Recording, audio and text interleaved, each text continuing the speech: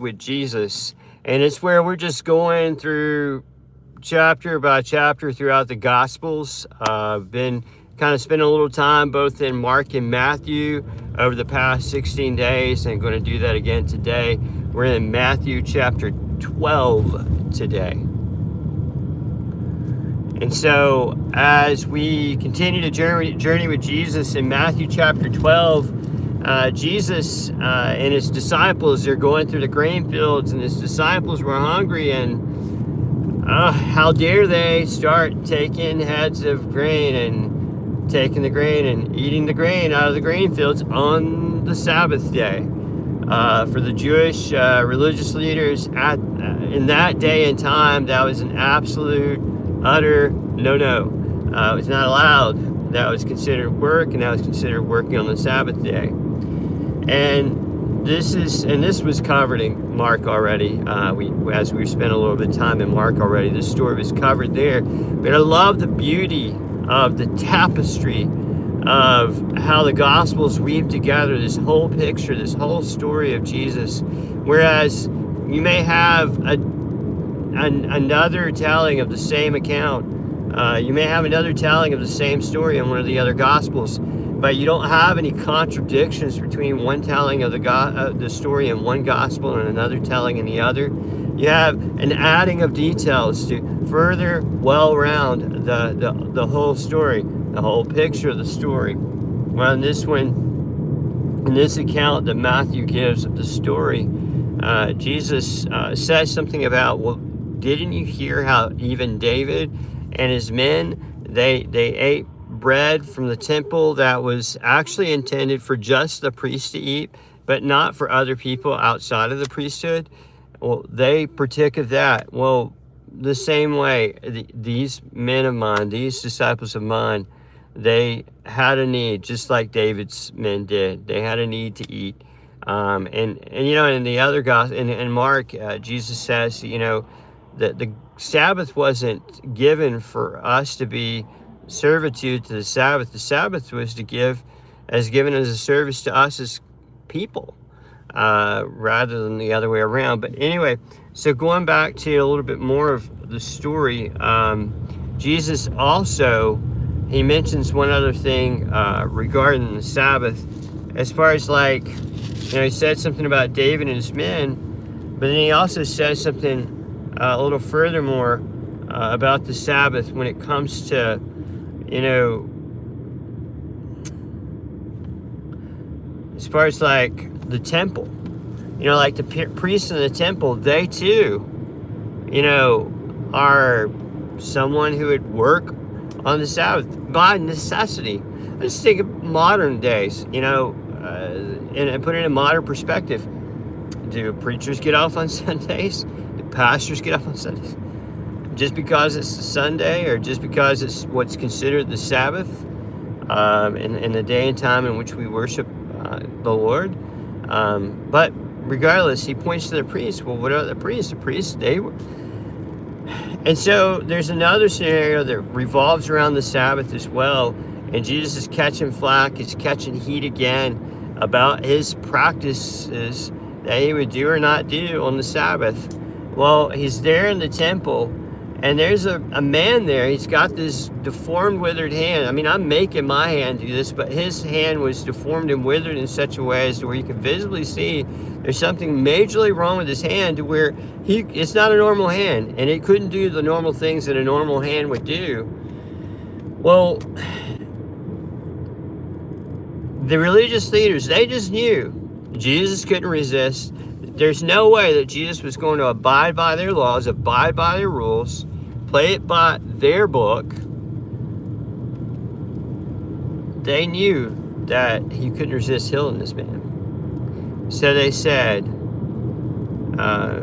something about it not being lawful to do such a thing as such a healing on the Sabbath day. And Jesus said, so, is that so?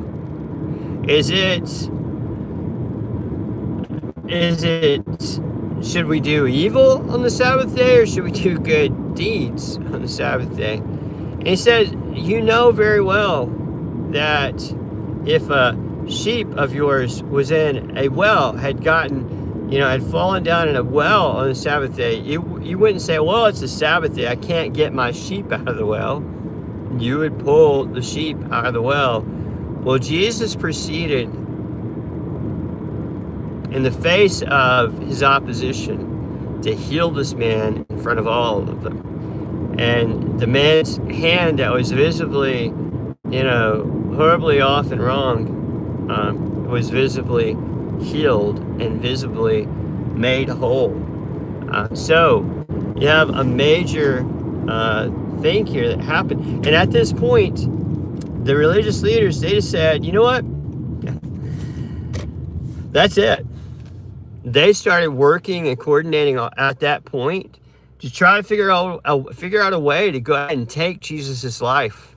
Now, of course, this is an ongoing story that continues on throughout the rest of the Gospels, how they are seeking ways to take Jesus off this earth and to eliminate their problem, whose name is Jesus.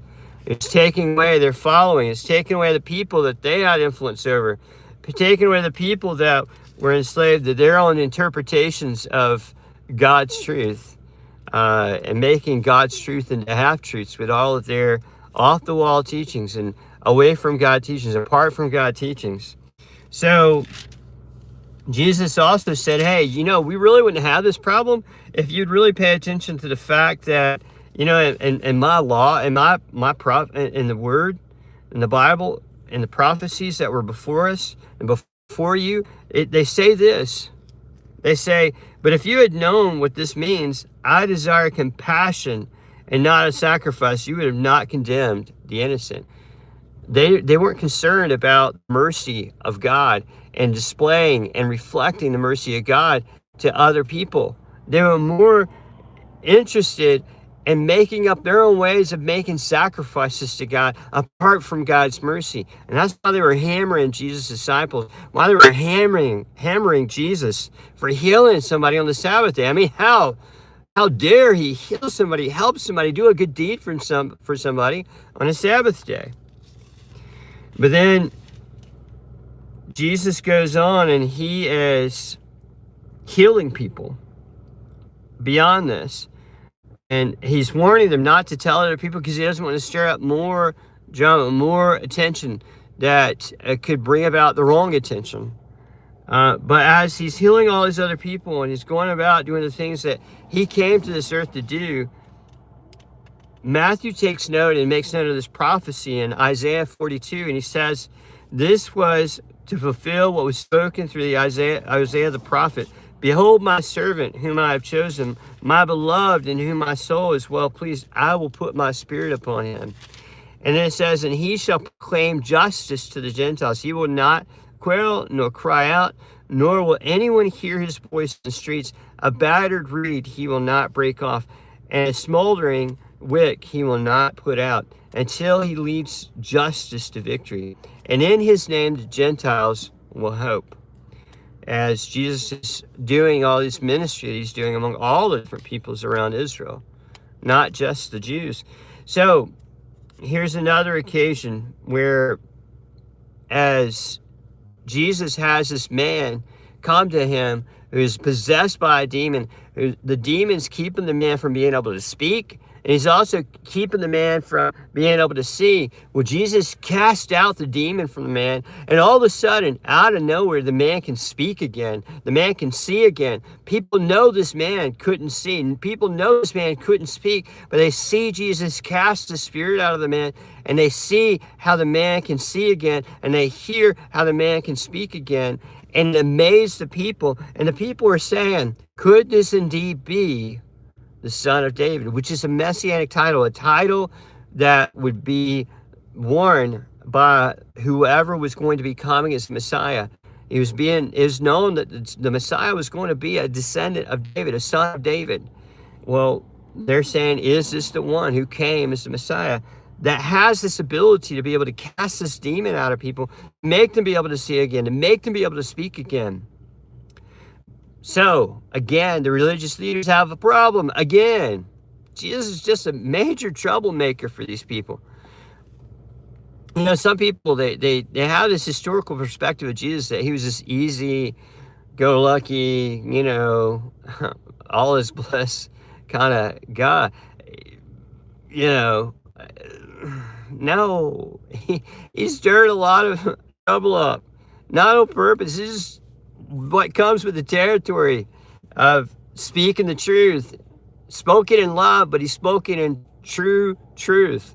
The truth that he spoke was the truest truth that's ever been spoken. He is the way. He is the truth. He is the word. Anyway, so Jesus, he rebukes the Pharisees. He said, because they say this about him. Yeah, the only way he's able to cast out these demons out of him, because he's doing it, and this is covered in Mark, and we're covering it again here in Matthew, it's covering some of the same territory. Jesus said, they say of him, the only way he's able to do this is because he's doing it by the way of the prince of the demons. He's doing it by the power of the prince of demons. And Jesus is like, wait, hold on just a second. That doesn't make any sense. So Satan's casting out Satan? Demons are casting out demons? No, that doesn't make any sense. That's like civil war on purpose. Like, what society is not going to be destroyed by such a thing? What organization is not going to be destroyed by such a thing? Why would Satan do that? Doesn't make any sense. And then he speaks to the fact that they're not just talking against him, but they're talking about the very Holy Spirit who is inside of him. He says, look, you can talk about me. You say bad things to me, and maybe you might be forgiven for that. But when you go and speak against the Holy Spirit, that's something that you'll find yourselves not being able to be forgiven for. And then he says some other things. He says that a good tree is going to produce good fruit. A bad tree is going to produce bad fruit. And then he calls the Pharisees out. He calls them a brood of vipers. Like, he ain't playing. He straight up speaks out and says, you're a brood of vipers. Calling them out. Calling them what they are. Calling them how it really is. Says a good man brings forth good treasures. What is good? Out of his good treasure, what is good? The evil man brings out what is evil. Out of his evil treasure, what is evil? But I tell you, every careless word, every idle word, you will stand and give an account before God one day. And he said that in judgment of the Pharisees, the religious leaders of that day and time, the religious leaders, the religious teachers of that day and time. By your words, for by your words you will be justified, and by your words you will be condemned. In their case, they would be condemned. And then they say something to him. The scribes and the Pharisees say, teacher, please, we want to see a sign from you. We want to put our faith in you. We want to put our belief in you. We don't believe that you're Messiah. Please perform a sign for us. And Jesus says, only an evil and adulterous generation craves for a sign, yet no sign will be given to it but the sign of Jonah. And he said, just as Jonah was in the belly of the whale for 3 days and 3 nights, the Son of Man, speaking of himself, will be in the belly of the heart of the earth for 3 days and 3 nights. He's speaking ahead of time about his death, his burial, and his resurrection 3 days later. But he says, but Jonah, while he was alive, the message that he preached, the whole entire people of Nineveh, they turned away from their sin. They turned completely to God. But he says, someone greater than Jonah is here today, and yet you are not listening to the message that I give. And he said the same thing about Solomon, that just as Solomon, the queen of Sheba, the queen of the south, she rose up, and she's going to also bring about judgment because she was impressed and she was moved by the wisdom of God that was found in Solomon. Jesus says that someone greater than Solomon is here today, and she is going to speak out in judgment and condemnation on you as a generation because of the fact that you don't acknowledge the very fact that someone greater is here with you today. Now, when the unclean spirit of a man goes out, passes through, and he says these different things about what happens, about it goes and collects others, and 7 more. He says the same thing with like the people of that generation. And while he was speaking to the crowds, behold, his mother and his brothers. This was also covered in Mark. We're covering it. We see it here again in Matthew 12. His mothers and brothers were standing outside wanting to speak to him, wanting to see him. And someone said to him, behold, your mother and your brothers are standing outside seeking to speak to you. But Jesus answered the one who was telling him and said, who is my mother and who are my disciples, or my brothers, that is? And stretching out his hand toward his disciples, he said, behold, my brothers, my mother and my brothers, for whoever does the will of my Father, that is who is in heaven, he is my brother and my sister and my mother.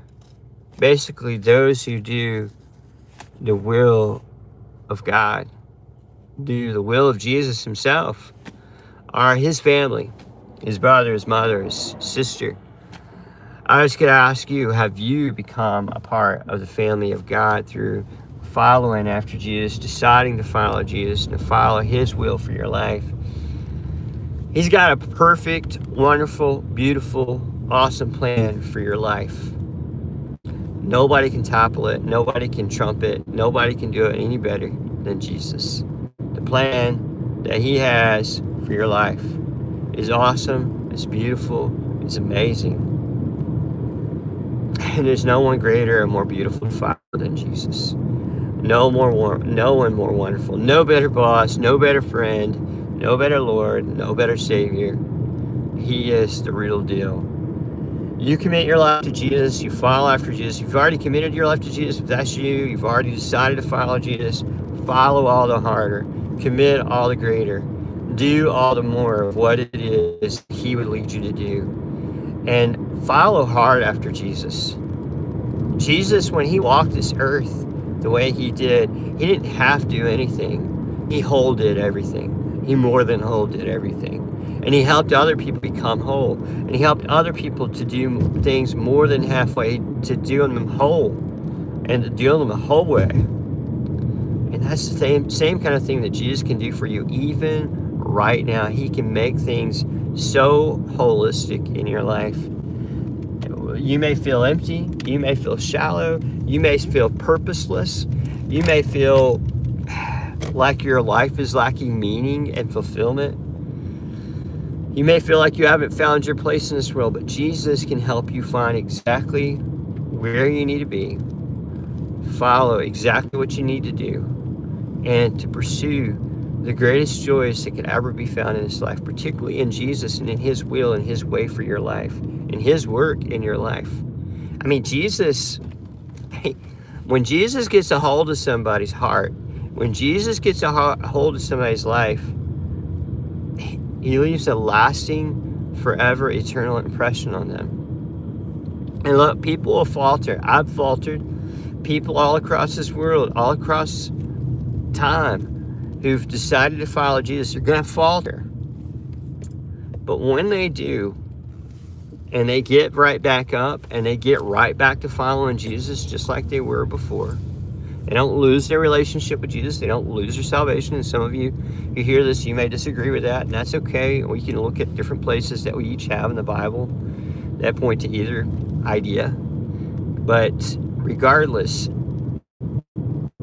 you're able to get right back where you were in your walk with God. Get right back to following like you were, being in fellowship, enjoying the joys of his presence, the joys of his fellowship, the joys of walking with him, him walking with you hand in hand, you spending time with him from day to day. I love spending time with him in the morning times, just in his presence. I mean, prayer to me is not just about, emptying all your baggage on Jesus, but that is a lot of what prayer is unloading your heart and unloading your burdens onto Jesus, and before Jesus at his feet. That's a lot of what prayer is. But to me, so much of what prayer is just being right there in his presence, just being with him, and him being with you, and you feel in his presence, and when he's there, and when his presence is there, knowing that you're with him and he's with you.